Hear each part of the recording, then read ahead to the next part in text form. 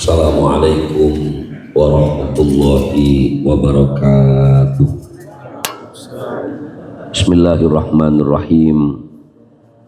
Alhamdulillah alladzi hadana ila dinil Islam. Wassalatu wassalamu ala sayyidil anam nabiyyina wa maulana Muhammadin sallallahu alaihi wasallam wa ala alihi wa sahbihi wa man tabi'ahum bi ihsanin ila akhiril ayyam, amma ba'd. Yaqulullahu subhanahu wa ta'ala fi kitabihil karim, a'udzu billahi minasy syaithanir rajim, bismillahirrahmanirrahim, inna hadzal qur'ana yahdi lillati hiya aqwam wa yubashshirul mu'minin alladzina ya'maluna sholihati anna lahum ajran kabira. Shadaqallahu maulana al-azim, wallahu a'lamu bimuradi.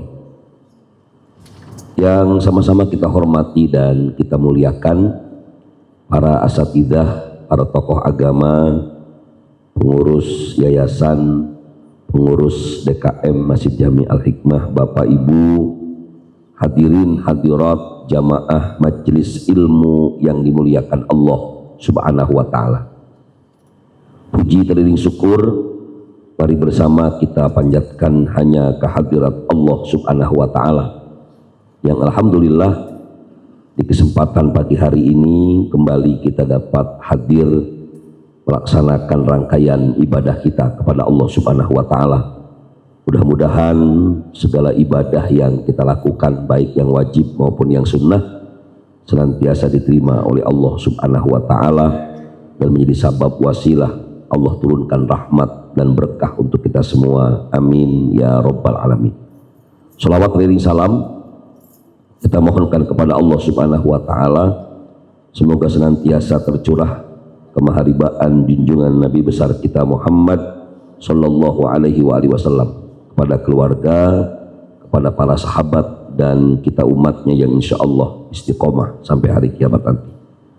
Mari bersama kita awali majelis yang mulia ini dengan bersama membaca satu umul kitab, suratul Fatihah. Kita bertawassul dengan bacaan Fatihah kita. Mudah-mudahan Allah mudahkan segala urusan kita, baik urusan dunia maupun urusan akhirat. Allah ampuni dosa-dosa almarhum almarhumah, orang-orang tua kita yang telah mendahului kita. Ila hadhihi niyyah al-Fatihah. A'udzu billahi minasyaitonir rajim. Bismillahirrahmanirrahim. Alhamdulillahi rabbil alamin, arrahmanir rahim, maliki yaumiddin. Iyyaka na'budu wa iyyaka nasta'in. Ihdinas shiratal mustaqim.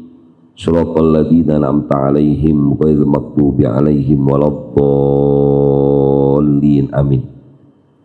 Bapak Ibu hadirin hadirat jamaah majelis ilmu yang dimuliakan Allah subhanahu wa ta'ala, di dalam konsep Islam, agama kita adalah agama yang amat memprioritaskan kebersihan. Bahkan kalau kita lihat dari bab yang pertama kali ditulis oleh para ulama, terutama dalam kajian fikih, ini selalu mengawalinya dengan babut toharoh, yaitu bab yang menjelaskan tentang bersuci.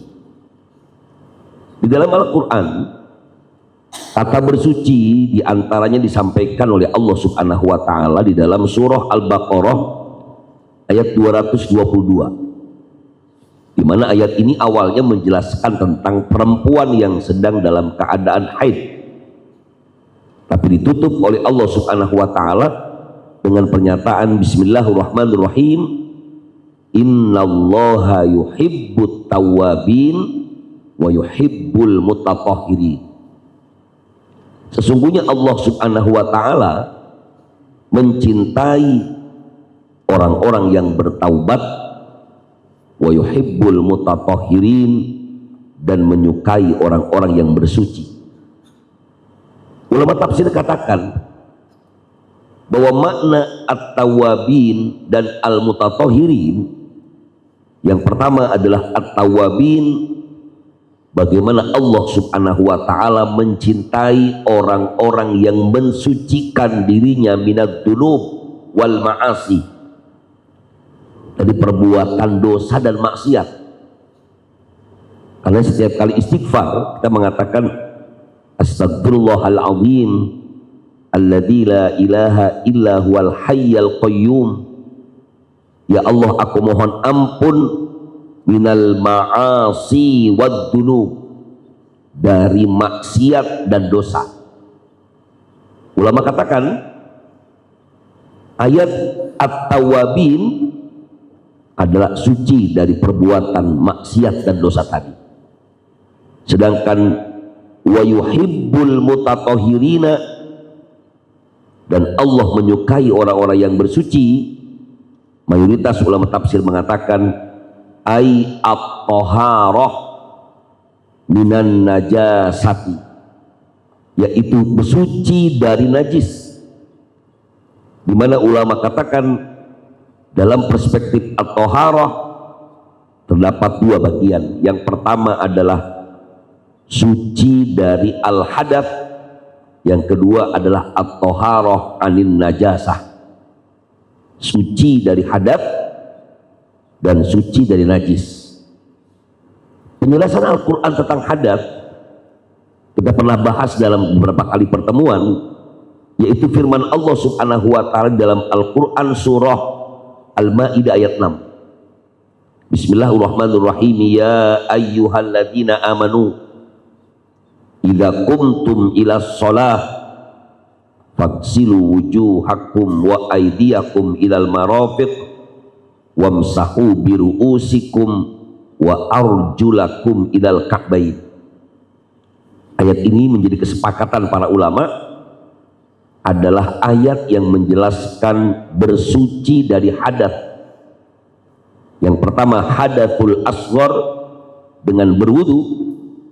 Hai orang-orang yang beriman, apabila kalian akan melakukan ibadah sholat, faghsilu wujuhakum, maka basuhlah wajahmu dan kedua tanganmu sampai siku, usaplah kepalamu dan basuhlah kedua kakimu sampai mata kaki. Ini adalah ayat yang disepakati oleh para ulama fikih sebagai informasi dari Allah subhanahu wa ta'ala tentang suci dari hadath kecil, yang kemudian kita kenal dengan berwudu. Allah sebutkan hanya 4 saja di ayat ini. Yang pertama membasuh muka, membasuh kedua tangan, mengusap kepala, dan membasuh kaki sampai mata kaki. Kemudian ditambahkan dengan hadis, sehingga ulama-ulama kemudian menyebutkan rukun wudu itu ada 6 hal. 4-nya diambil dari ayat 6 surah Al-Ma'idah, kemudian yang 2 lagi dijelaskan dalam hadis-hadis Nabi kita Muhammad SAW. Ini tentang hadas kecil, yang kemudian hadas besar pun disampaikan di ayat ini, termasuk di dalamnya ketika tidak ditemukan air. Fa illam tajidu ma'a fatayammamu sha'idan thayyiba. Maka Al-Quran membahas ketika seseorang punya hadas kecil ataupun hadas besar, perintah Allah di dalam Al-Quran sangat jelas tentang wudu sebagai penghilang hadas kecil, mandi sebagai penghilang hadas besar, dan kemudian penggantinya adalah fatayammamu sha'idan thayyiba, tayammum sebagai at-taharah anil hadath al-asghar wal akbar. Nah, Bapak Ibu yang saya hormati, tentu kajian hadas kecil dan hadas besar pernah kita bahas. Nah, yang kedua adalah at-taharah anin najasah, sebagaimana makna ayat innallaha yuhibbut tawwabin wa yuhibbul mutatahhirin tadi. Ma hiya an-najasah? Apa itu najis? Najis secara bahasa adalah al-qadarah, segala bentuk kotoran. Dan kemudian secara epistemologi fikih, allati yajibu alal muslim an yatanazzaha anha, adalah sesuatu yang wajib bagi setiap muslim untuk membersihkannya. Kalau tadi hadas kecil maupun hadas besar, sesuatu yang disebut dengan hukmiyah, karena nggak kelihatan, ketika kita batal wudhu, bukan yang dicuci ataupun diusapkan bagian yang keluar angin misalnya dalam membatalkan wudhu, tapi justru kembali kepada perintah wudhu, membasuh muka dan seterusnya. Sebagaimana orang yang batal wudhu dengan bersentuhan kulit misalnya, kenapa tidak dibersihkan saja atau ganti saja yang cuma kulit yang nempel saja?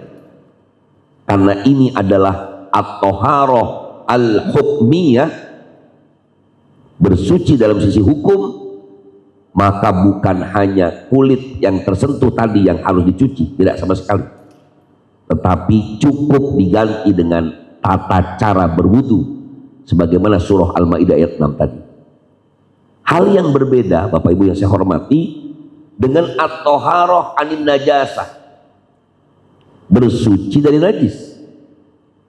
Karena bersuci dari najis adalah sesuatu yang terlihat. Kalau tadi menghilangkan hadas kecil, hadas besar, sesuatu yang secara hukum saja, tetapi menghilangkan najis adalah at-thaharah al-ainiyah ad-dhahiriyah, bersuci dengan sesuatu yang tampak. Maka kata najis, kalau kita lihat dalam perspektif Al-Quran, yang pertama kita temukan dalam surah At-Taubah. Bismillahirrahmanirrahim. Innamal musyrikuna najasun. Di At-Taubah ayat 28. Kata najis di ayat ini dimaknai oleh para ulama tafsir, annan najasa fi hadhil ayah hiya an-najasah al-ma'nawiyah.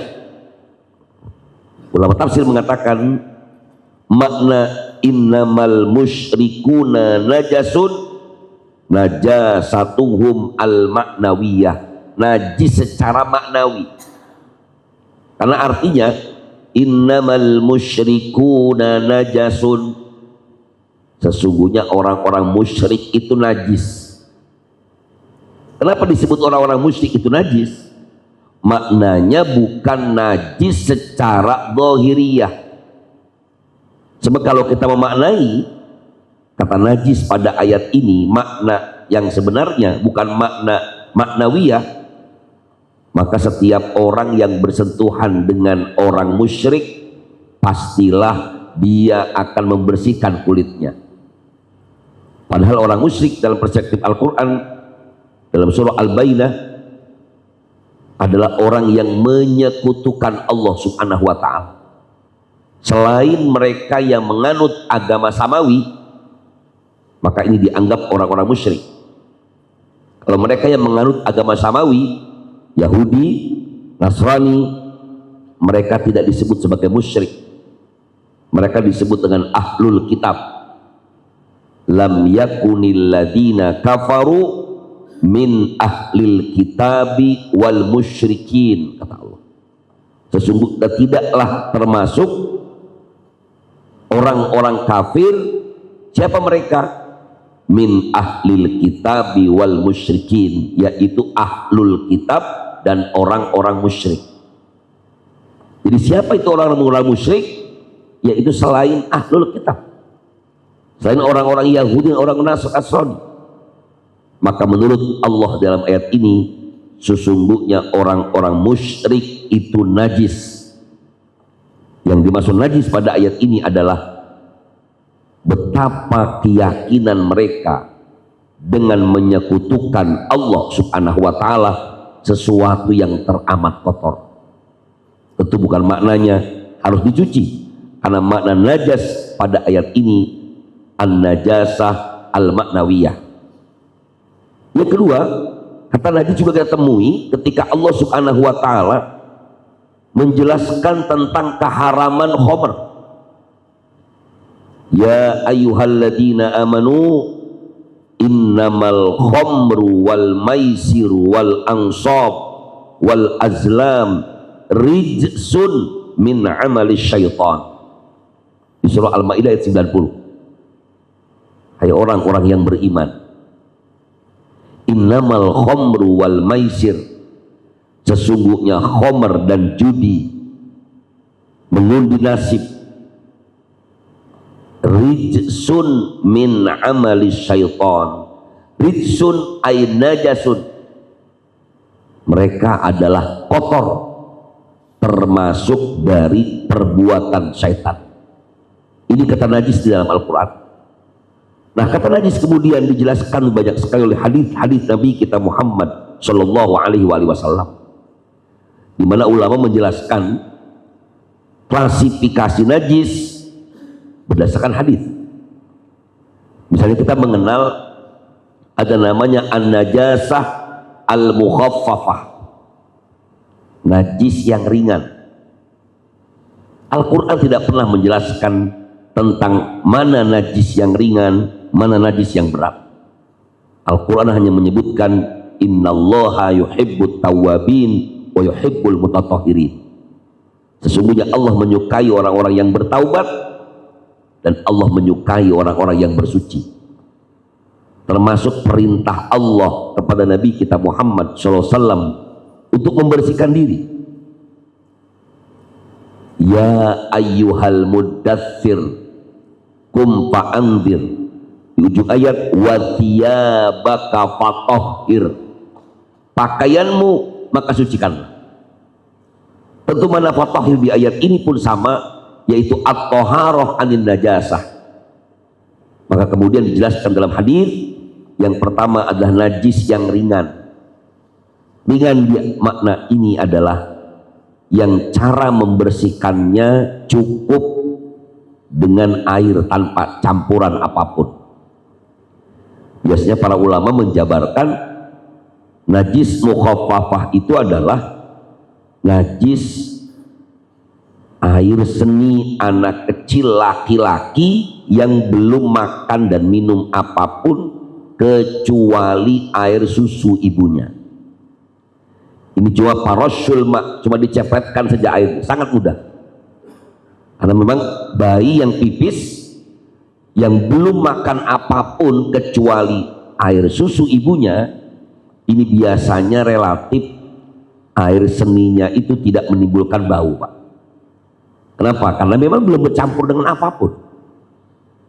Tetapi kata ulama Syafi'iyah, kalau air kencingnya berasal dari bayi perempuan, walaupun dia belum makan dan minum apapun kecuali air susu ibunya, maka ini tetap masuk kepada an-najasah al-mutawassithah, najis yang tengah-tengah, najis medium.